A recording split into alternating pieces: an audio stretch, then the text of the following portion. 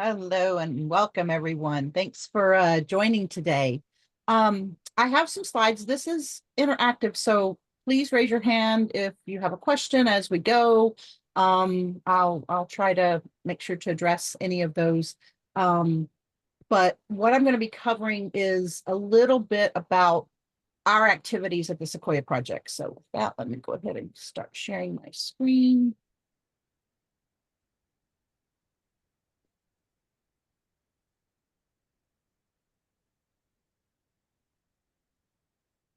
Hopefully you're seeing, it's going to be in slideshow mode now, hopefully, so you can see it.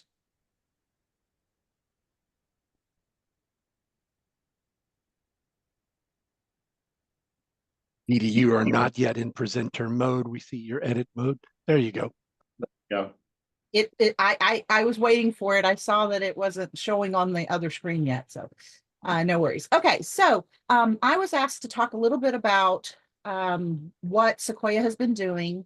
Our data usability work group, which actually falls under an initiative called Interoperability Matters. So I'm going to spend like 5 minutes talking a little bit about Sequoia, Interoperability Matters, and then get into the meat of it of the data usability implementation guide and what we've done to date, what we're trying to do to help spur actual deployment and true live innovation as we go along the way. And then we'll end with giving you a little demonstration of our Sequoia interoperability testing platform.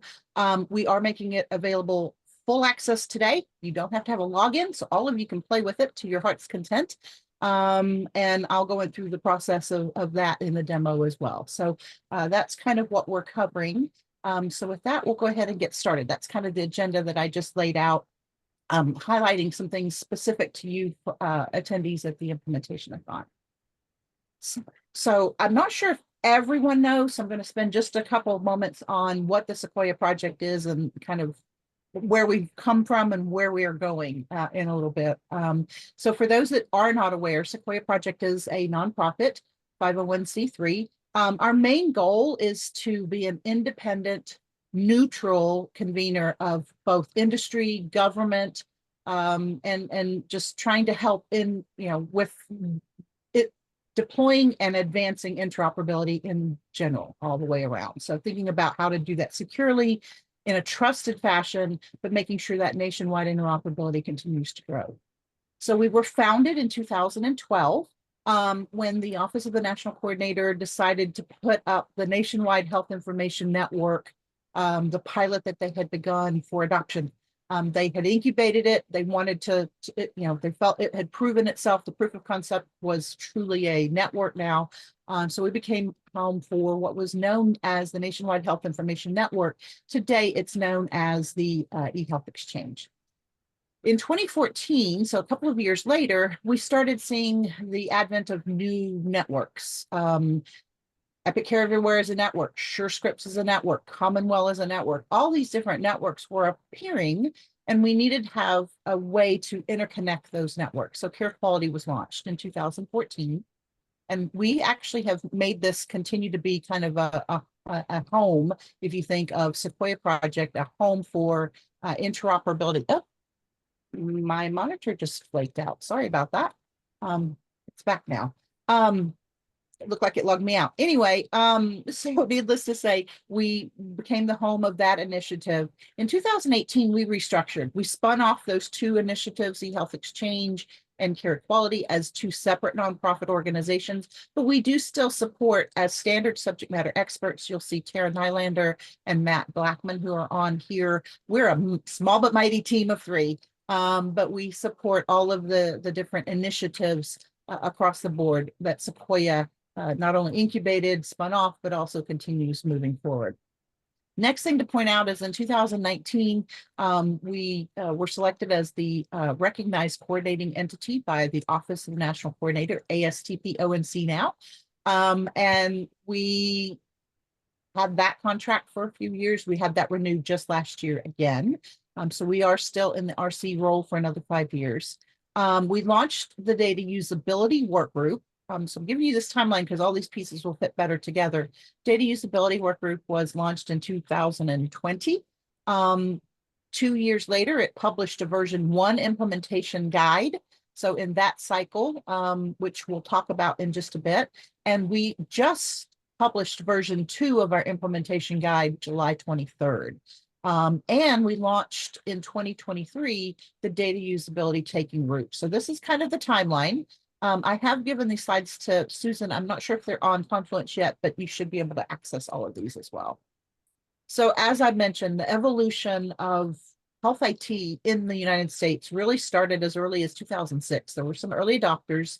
There were a few electronic health records throughout, but less than 20% of the hospital systems in the US even had an electronic health record as of 2009-10 timeframe. So meaningful use came around, ONC regulations came around with the incentive programs. Now I can honestly say 98% of the hospitals have an electronic health record, and more than 80% of ambulatory-based providers have some sort of electronic health record. Not everyone, because not everyone was incentivized, and there are long-term care facilities and such that may not have had that incentive monies, but we did start at least digitizing information. Now we needed to connect those networks, health information networks, together and connect providers to those networks. But then we needed to interconnect the networks themselves as well. So that's where care quality came in. Care quality continues to be a network. It was the precursor to TEFCA. So if you think about it, care quality still exists. It's a public-private industry-led network framework, policy framework. And TEFCA is the newest policy framework. It was just brought live with the first 5 designated QHINs, and we'll go into a bit about qualified health information networks in 2023, December. So it's still starting. It's not nearly reached the momentum that care quality has, but I'll go into some metrics in that in just a bit. So care quality, and I stole this slide from our CDA roadshow. Did you know that care quality today exchanges over 900 million clinical documents every month? So that's over 10 billion per year. So that is real. These are all CDA documents for the most part. 99% of them are CDA documents. And it's mostly for the purpose of use known as treatment. So we want to make that grow, and TEFCA is going to continue leading that. These are the networks that are live today on care quality. Again, I mentioned over 900 million clinical documents, 4,200 hospitals, over 50,000 medical clinics, and over 600,000 healthcare providers. If you want to find out more about these and click directly to all of these networks, you can do so from carequality.org. You'll notice on the legend here, the use cases that they're live with are published here. While FHIR is use case that is allowed within care quality, we have very little adoption. The most adoption is around electronic case reporting to public health today. So these are the live implementers. And then there are folks who have signed one data sharing agreement. So that's what care quality does. It eliminates the need for business associate agreements between organizations so that they can interconnect, signing one document one time, have one directory where everyone can find everyone, and they all play by the same rules of the road. These implementers have signed that care quality connected agreement, but have not gone live yet. So now to the interoperability matters. We again launched that in 2018, and it was really to start focusing on those real barriers to healthcare interoperability, thinking about what are those national level issues that we can engage our stakeholders together to really make a difference to real world implementations over time. So the process for interoperability matters are to identify the issues, prioritize them, and solve them incrementally over time. And that's what we've adopted within all the work groups. And this are all of the work groups within the Interoperability Matters initiative. So we do have information sharing. It was the first launched work group in 2018, actually, when information blocking was brought about. We knew there'd be a lot of questions around information blocking and the regulations for the 21st century cures. So we started off with that. Data usability followed shortly after that in 2020. Public health and the consumer engagement work groups were both launched last year, and privacy and consent and payer-to-payer API work groups were launched this year. So the goal is for these work groups to help bring together either white papers, implementation guides, resources of whatever sort to actually help make a difference or help educate industry of what's needed. So best practices, policy resources, implementation guides, and tools. Now, focusing in on the data usability work group, I'm happy to say that we have a roster of over almost 500 participants and over 390 organizations in total. This slide kind of shows you a breakdown of how they break up in stakeholder kind of hats that they wear. We are trying to grow public health. We're only at 2% there, but we do have a good number of healthcare providers, actual clinicians and so forth that are following the work. Any information that you want to follow along with, this work group is open to everyone. You do not have to be a Sequoia project member. All of our meeting materials are posted publicly on our website. Recordings of all the meetings are made available as well, from the very first one in October of 2020 through just last week when we had our last one. The logistics for the second cycle. Remember, we published one version of an implementation guide in December 2022. We just put out version 2 for public comment July 23rd. So this kind of highlights the logistics and timeline for cycle 2 development. That's what I mean by implementation guide cycle 2. We do meet the first Thursday of every month. We spent from February through June 23 really doing administration, prioritization, getting new pain points, trying to scope what are we going to do in the next go round. We started developing the initial guidance from July 2023 through July 2024, where we put it out for public comment, and it is out for public comment for 30 days. Workgroup members will be able to continue commenting until September 30th, but we will cut off all comments by September 30th, including from workgroup members. And then we'll be finalizing our publication December 11th. It will be published in conjunction with our annual member meeting. So now a little bit more about the implementation guide that we just published. The main changes that we put into the document, we did not release a redline version because we moved everything around. It was more complex to try to look at a redline version. So I want to head off that question in the past. I've gotten that a lot. But this is an inclusive whole product that includes everything that was in version 1 and the additions of version 2. And the reason I use as an example, this version 2 is the next 18 months of incremental approach for guidance that we want to really try to affect. We really added guidance for receiving systems. The first document really focused more on how data sending systems. Document source, not a consumer. Receiving system is that consumer. Advancing really from US-CDI version 1 as a baseline. And in version 1, we only highlighted 4 section areas: problems, allergies, medications, and immunizations, PAMI. This version 2, now covers all of the US-CDI version 3 data elements. And we did actually add technology agnostic guidance that not only includes guidance for the C-CDA that we did in version 1, but also HL7V2 and HL7 Fire throughout the document. And we added an additional topic category around laboratories. So there's a whole new chapter 7 that was added to the original. But using that as an example, we had some laboratory guidance sprinkled throughout the document in version 1, like in provenance, we had something around labs.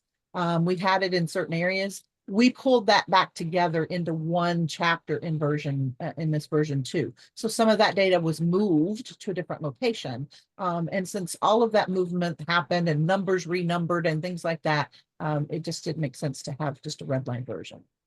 So the actual table of contents for the document has an executive summary with the phases that I just highlighted that we went through to actually produce the document, statement of intent, and then those 7 chapters that I mentioned. So this is an idea of each chapter. There's a data provenance and traceability of change chapter. There's an effective use of codes chapter. There's how to reduce impact of duplicates chapter. So there's different kind of categories or chapters, as I'm calling them, that has guidance with shall, should, or may. So it's testable guidance.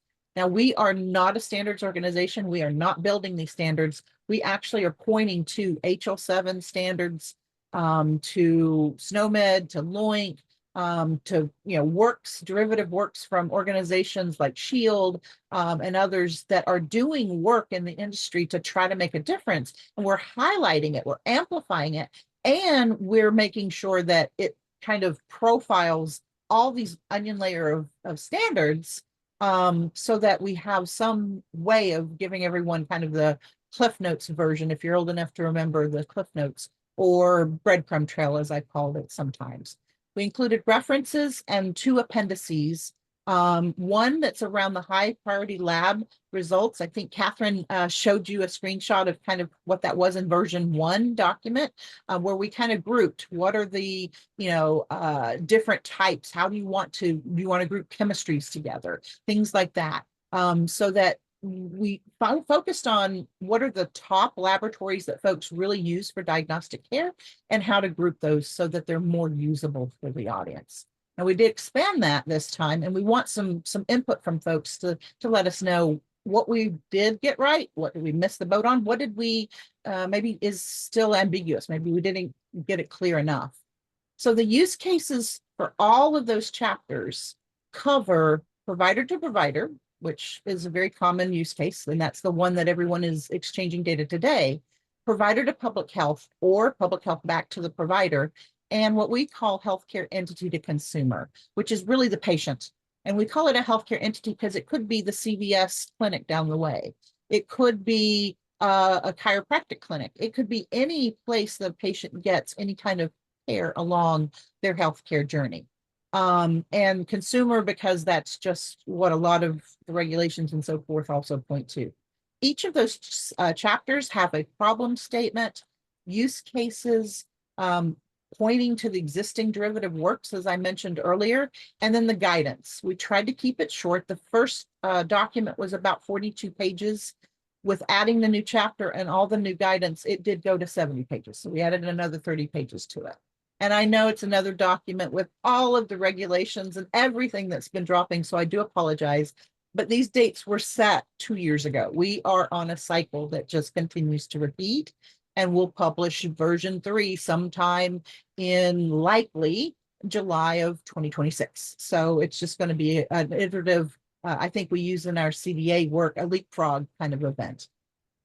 Phase 3, the comment period again is for 30 days. These slides have links to where you can go to the comment form, and I'll put all of these in chat in just a few moments when I finish the presentation. But you can download the PDF of the document and the press release where it was originally put out on July 23rd. So the way we want you to comment is very similar to what HL7 does, but it's not as nice as some of the electronic commenting that you can do today in Jira and so forth. But we do have a form. It will require that you put a page number. So this is a page, a screenshot of the page of the document. This is actually from the provenance section, set at page 17.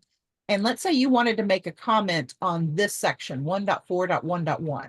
You would tell us that you want to make a comment on page 17, line number 14, and tell us whatever you want wording changed or something that we needed to take into consideration. Be very prescriptive in what you want. Don't just tell us, I don't like what this says, or I don't think this is clear enough. Tell us how to make it clear. Tell us what words you don't like. Tell us specifically so that we can actually address and resolve the comment to the best benefit possible. Now, the form does have a section for each one of those chapters that I mentioned earlier. So if you do put it in that, it will put it out to a spreadsheet for us. Now, some people have asked, could they highlight a Word document? No, we do not want to try to take a bunch of different ways and processes from folks and try to meld that into something, because we do publish the Excel spreadsheet with all the comments received and how we resolve them at the end of this. So we don't want to have to manage that. We are a small but mighty team of 3. And I do have one contractor, Laura Bright, that helps me with a lot of this writing, but that's it. So I do ask, if you don't want to use the form online, to use a spreadsheet and just give us the page number and line number and that information by topic category so that we can just take and copy paste it for resolution in the future. This is the process again, just giving you the steps. Go to the feedback form. It will ask for your name and an email, just so that we have somebody to follow up with if there are questions. You don't have to put in your organization and URL, but those are things that would be helpful just so we kind of get a frame of mind of who you are, where you're coming from. And this gives you an example of how you would put in page line number. And don't forget to hit the submit button. The last time around, The only thing we had a few folks forget to do is they thought that had done their commenting, and they had, but they left their web page open and never hit the submit button. So make sure you hit submit, and you can hit multiple times. So you submit a comment and 2 days later think, oh, I forgot to include this information. You can submit multiple forms. So that's not a problem. Once you've submitted it, you should get a dialogue shown in this screenshot number 4. Thanks for contacting us. We'll get back to you shortly. So that will prove that you have actually submitted the comments. This is kind of a reference list for all those links that I gave you in the last several slides. And now I want to kind of highlight the things we really, really want you to focus on. You heard yesterday from lab interoperability, pain points, as I call them, from Catherine and Texas Health Services Authority. We want you to comment in all the sections, the executive summary or statement of intent, any of the categories that I've just highlighted, but we really want you to look at the laboratory as well, because that's where we want to make sure that we're doing something. This is our first step into that. So we want to make sure that we're trying to take that baby step in the right way. And it could be that you say, we put a should someplace, and you say, no, we want this to be a shall. Or we've put it a shall, and you really say, oh, we're not quite yet ready for that. A should would be better. And that way that translates in the testing tool is that shalls will give an error, shoulds will give a warning. And what we'll do for those who actually implement this guidance, we have what we call a validated seal. We will give you a certificate, a badge, saying you have validated your actual data content, and it had, conforms to Data Usability Implementation Guide version 1. So we do want to make sure that we try to focus on some of these lab items. And we've highlighted in the guide here with yellow highlights some of the areas that we really want you to focus on. So there's an Appendix A in addition to Chapter 7, which is the lab. And in this appendix, we did kind of provide some breakout. So where we talked about blood chemistry here, albumin was an example. This was in version 1 guide. In version 2 guide, we've asked, what if we were to break out all the different kinds of codes that could fall under albumin? Because guess what? There are multiple codes depending on the granularity based on in serum or plasma by green dye, purple dye. And guess what? These methods do make a difference in how the results come back. And we've also tried to take our stab. Thank you to Andrea Pitkus. Without her, a lot of this wouldn't have been possible, because I am not a lab subject matter expert. So we did depend heavily on our laboratory tiger team that we did launch. And Andrea kind of helped me with some of the writing behind the scenes as a volunteer. What we did to try to help the industry, for example, is take the US CDI data classes and elements like lab order, lab result, and so forth, and we map them showing here is what that is found in HL7 V2.5.1. Here's where how it's referenced in a FHIR resource, and here's how it's referenced in C-CDA.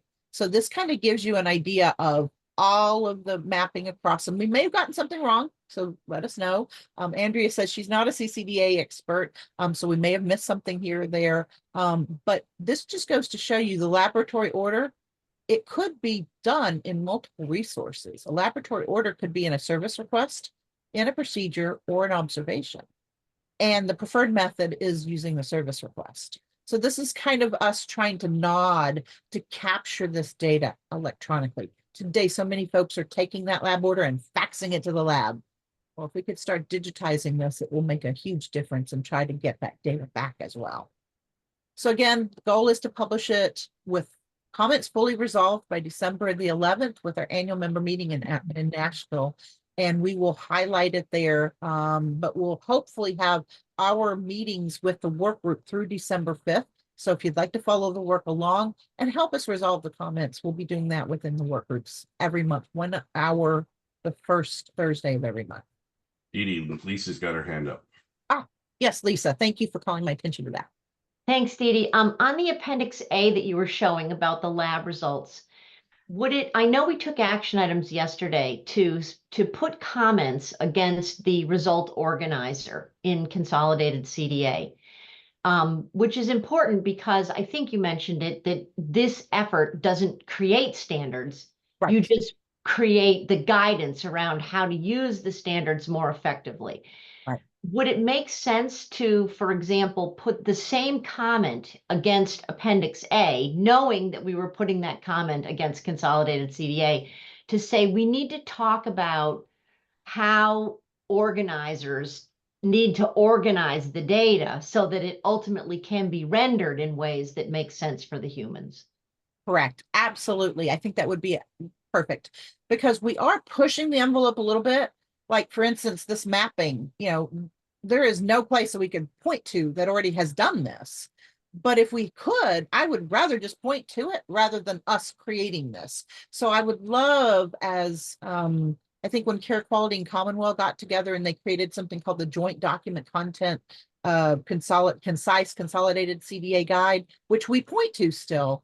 Mm-hmm. We don't want to have to point to so many things. We would like to get it in the base spec as much as Yeah, possible. yeah. So then you would take the job of orchestrating to say, we see there's a JIRA ticket that goes along with this. We're going to make sure that HL7 writes that there so that we can write this here.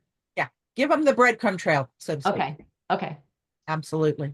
And again, then in version 3, maybe we take out the wording that said until this JIRA is done, and now we can just point to it because it'll be done, maybe. So that's kind of the leapfrog that we want to do, is continue making it the most relevant spec so that we can point people to the right directions. Great question. Anybody else? I don't see any other hands up. So now I want to talk about a little bit about data usability taking root. So this is a separate initiative. This is separate from the data usability work group that creates the guidance. This is actually organizing the grassroots movement of actually getting that guidance deployed. And I'm very happy to say that AHIMA, the American Health and Information Management Association, co-sponsors this with us and helps provide not only leadership support, but just helping with their network of folks and helping raise visibility to their members as well. So again, the difference for the work group is it develops the guidance. It creates the implementation guides that is out for public comment now. And then taking root movement moves it along. We have what we call a community of practice. We have monthly roundtables. It's always the 4th Wednesday of every month at 2 p.m. And we provide technical assistance, testing platform that you're going to get to play with today, in-person convenings. We've had a summit, a clinical workshop, things like that, where we actually roll up our sleeves with the implementers, kind of like what we're doing here at the Implementation-A-Thon, but trying to say, okay, what do you need to help you deploy this? So we've created, for instance, a readiness checklist for the whole community of practice to be able to use to see how far along in the process am I ready to adopt version 1? We have a scorecard to report metrics of those actual live deployments that we'll continue to publish quarterly. The first one was due July 31st, and we're still assembling those scorecard results, and we'll be publishing an aggregated number. We don't point out to each of the implementers. The goal for the taking root movement is to have folks pledge. They've got to have a little bit of skin in the game. The pledge is not requiring any monetary or any full contract. A pledge is truly just a pledge letter. And the main reason for that is because our attorney wants to make sure we've got permission to use your logo to promote you as an organization that's supporting our work or implementing our work, depending on which pledge you take on. And there are different pledges for signing as an implementer or supporter. And they will have access to all of the future resources like contracting tools. Some folks were saying we need some contract language to include for some of these things, RFP language, things like that. So we're going to be creating some resources to help implementers and supporters to ask the vendors for this information, or vendors to have some information about how they can, adhere to some of this. So all of that will be available to those who pledge. And these are the folks who've already stepped up to the plate. So we have 6 implementing organizations here, and we have these 11 who have actually signed the pledge and moved forward to be a supporter. A supporter means that you're going to help educate. Maybe it's a blog post, like for instance, Commonwealth asked me, I'm going to be presenting at their fall summit that they're going to have in September. The EHR Association, who's thinking about finalizing their pledges, already done a newsletter with us and so forth. So using your resources to help amplify this, that's what supporters really need to do. These are folks who have been following our community of practice since last July when we launched it. And these are the ones who haven't quite signed the pledges yet. So we are still trying to get these pledges all. We have a deadline of August the 29th. And we've heard from many of these organizations that they've not been able to pledge yet, but they're working on it. So we're continuing to work with folks. And again, I'm hoping we may not get all 53 officially signing a pledge, because some government agencies are telling me it might be difficult to do this because I'm a government agency. So we're also looking at how do we make sure we're all inclusive and have voting rights, because these folks will vote on how we prioritize those assets, those technical resources that we'll provide. The main thing is these participants, whether they're an implementer or supporter, can move at your own pace. You can decide just to implement the provenance section.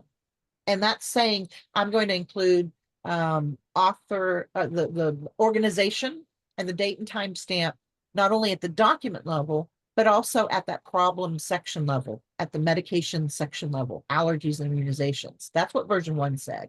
Version 2 is going to say, I'm going to include provenance in everything US CDI version 3, anything that's in any one of those sections and entries.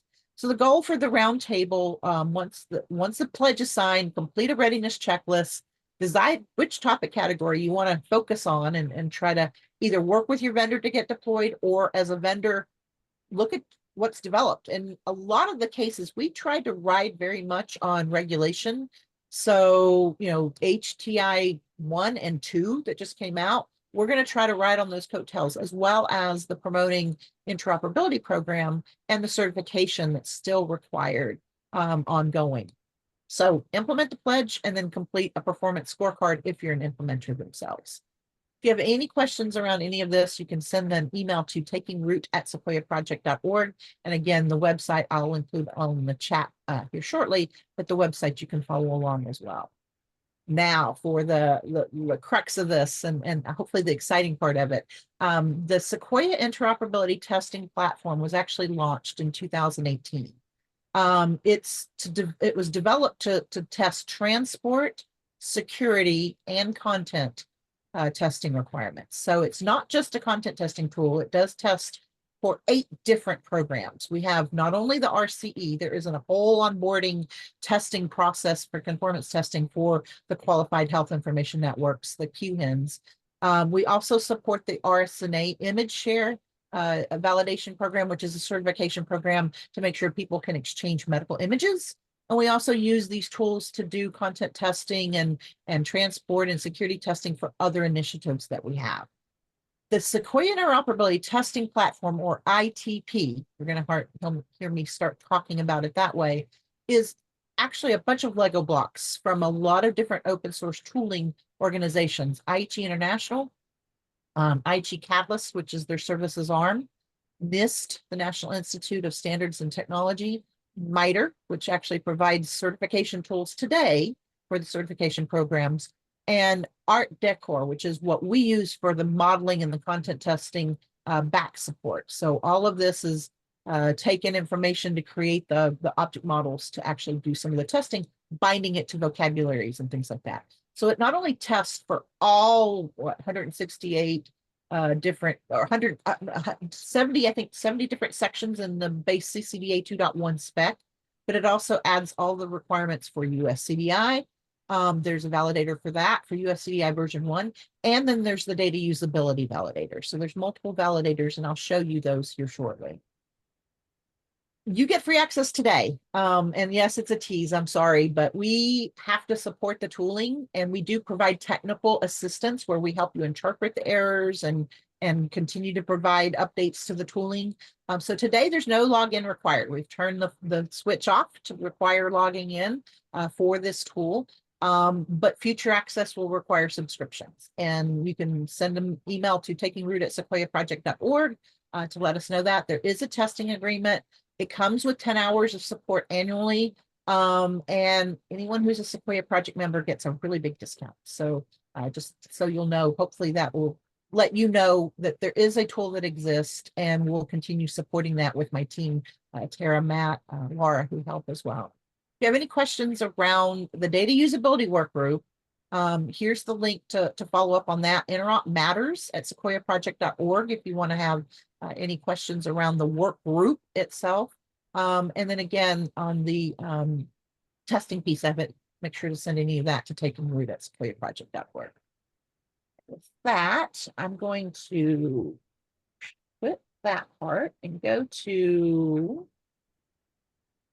let me go to the tooling. All right, so let me make this bigger so you can see the full screen.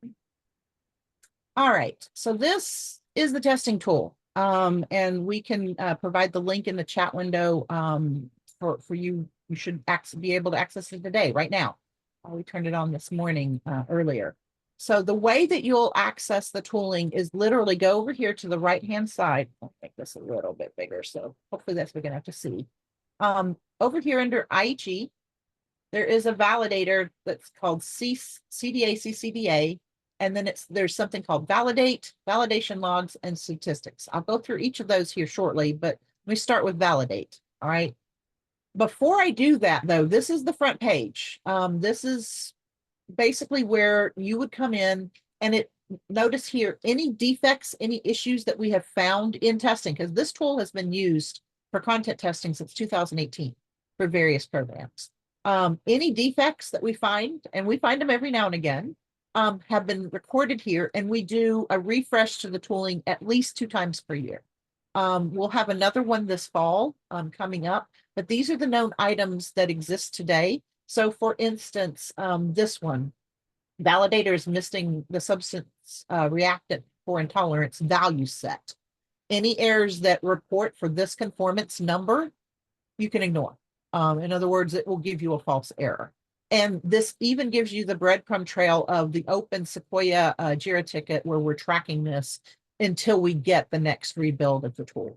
So just know that this is a continuous thing, and we let you know any known issues. If you happen to find an issue in testing today, you think the validator is wrong, we'll be here standing by to help and make sure of that. We can open up any JIRA tickets that are found. So if we do find and we assess it and say, yes, it is something where the tooling is not behaving properly, we'll open up the ticket and do the whole processing. So that's another reason why there's a subscription, because there's a little bit of care and feeding that goes into this.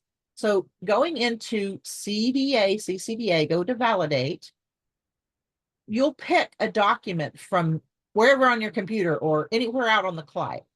You'll actually go in and you'll pick a demonstration. I have a demonstration XML file here. I'm going to upload it from my computer. And then you come to this drop-down box. There are 4 different validators, as we call them, on this tool. There's the data usability taking root validator. That's the one that I would encourage you to use so that you'll see where you kind of compare. There's a meaningful use stage 3, which aligns with the 2015 edition of meaningful use, the original common clinical data set, which was the precursor to US CDI version 1. It tests for all of that. And then there's the US CDI version 1 testing. We also have included an international version here. If anybody is testing, like for instance, the international patient summary, this is universal realm. This is not US realm. So C-CDA items are US realm, and CDA release 2 is universal realm. It will, it does not have the constraints. It doesn't have any US CDI. It's going to more likely pass your content. So I wouldn't use that as the bar or baseline. I would pick one of these. So you pick the validator and then click the validate button. And it will take anywhere from 10 seconds to 2 minutes, depending on how big your document is. I have had documents that are, tens of thousands of line of XML. And it can take a couple minutes, but I think we've got our timeouts tweaked out fairly well. If you do have any issues with a document not validating before it times out or something like that, we'll be on standby as well to work with you. But this is kind of what you get as a result. It not only stores the XML that you tested, so if you forget what it was that you tested, it actually stores the actual XML.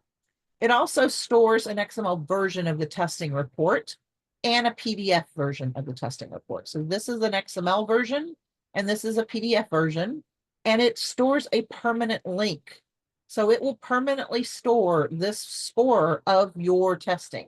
So I will highly advise you not to put any PHI. This is not in a HIPAA hosted environment. It's just like the site tooling that ONC hosts. Do not put PHI out there because it is not protected in any way.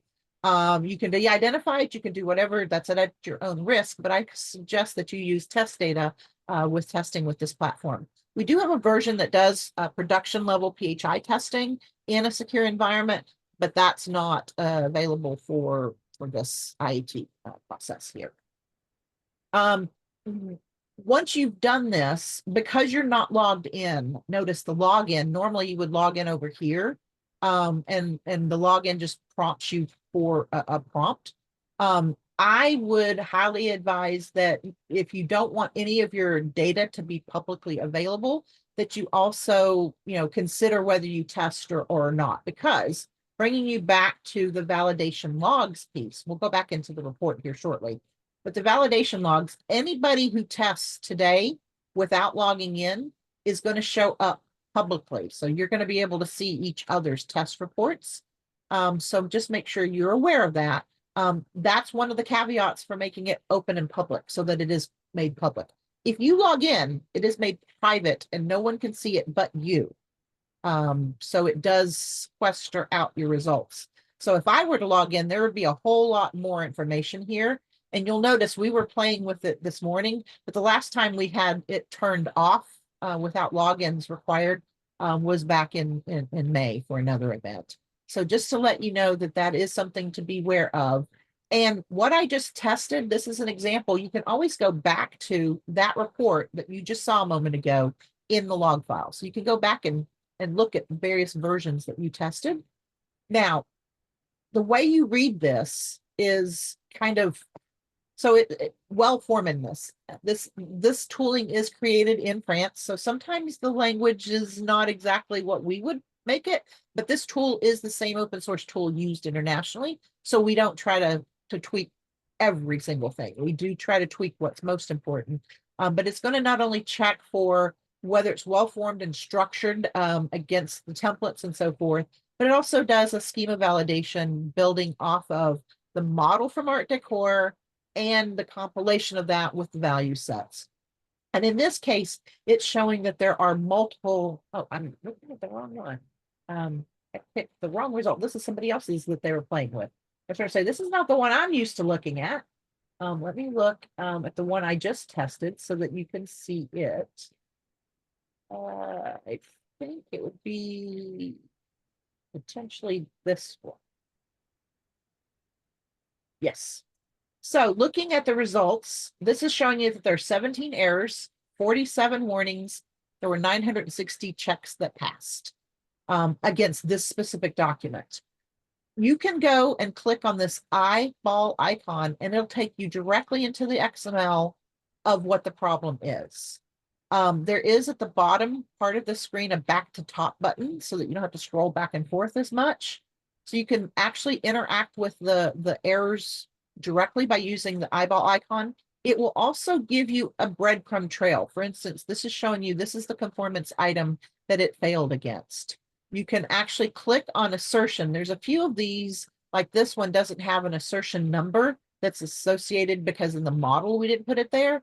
But if it doesn't show you an assertion number, you can always click on that and it'll give you that breadcrumb trail for the assertion number that it was firing off of. So there's sometimes you're going to have to click to here to find it, and sometimes you're going to actually see it directly in the report here. Now, another way to slice and dice the information is to look at it from templates. Let's say you have a team laser focused, and I just want to see what are the problems around medications. All right, I don't care about the allergy section. I'd want to focus in and zero in on the medication section. If you go and click the Show Templates button, click here, it will actually show that there are only 3 of those 17 errors that are in the medication section, and it'll show you just those 3 errors. So it lets you kind of slice and dice the data as you need. There's also something called a scorecard here. The scorecard allows you to go. It's got to take just a second to compute the scorecard. And it kind of breaks it down into what are the types of constraints. Were they cardinality constraints, vocabulary constraints. It'll give you numbers. This scorecard is not as useful, in my opinion, yet. We're still working through to make it as useful as possible. But I would recommend that you go to this one that says template scoring, because it'll tell you exactly which templates scored what, and it gives you that kind of error in a more flat file look. So here, the medication section that I was just showing you, the 3 errors, it gives you those and it tells you which template IDs and so forth. So it's a different way at looking at it. But the constraint scoring is something that we're still working on. Wanted to kind of call your attention that the scorecard, in my mind, is not as useful as this full validation results page here. The only other thing I wanted to highlight here for your benefit is that from the validation results at the very bottom, and look away if scrolling bothers you, but at the very bottom of all of the checks that passed, there's going to be also a way to view the data in XML in a binary content, because sometimes when you're troubleshooting content, you may not notice that there's a character, an escape character or something that is causing the problem within the document. So it gives you a binary view of it. And it also allows you to see the HTML view of it. So if you're not a techno geek and you want to see this with the rendering challenge, I think, Lisa, you brought up the ONC rendering challenge that happened several years ago. This is that style sheet. We've actually loaded it here, and this is the style sheet that was created during that rendering challenge. Shows you the same data in a style sheet. And we also have the base CDA that comes with the base standard style sheet available. So those are all ways that you can interact with it as you're talking to clinicians and so forth. So we've tried to give it so that there's a tool that allows you to kind of, know what you don't know, but also point you in the right direction of what needs to be solved. If you want to do another validation, if you want to, validate another document, you can go straight from here and go back to that main screen that I showed you earlier and add another document at any point in time. So that gives you a little bit about the tooling. Feel free to play with it all day today. We will be turning it off. I don't know. I talked with Matt and Tara. I would say that we'll allow you to use it, but we'll turn it off at 7 a.m. tomorrow morning or something to that effect. We will only be available to answer questions today during the IAT. We will not answer questions after the IAT, so after hours. But other than that, that's pretty much what I wanted to cover. Are there questions from folks? I think we're about right on time. Yep.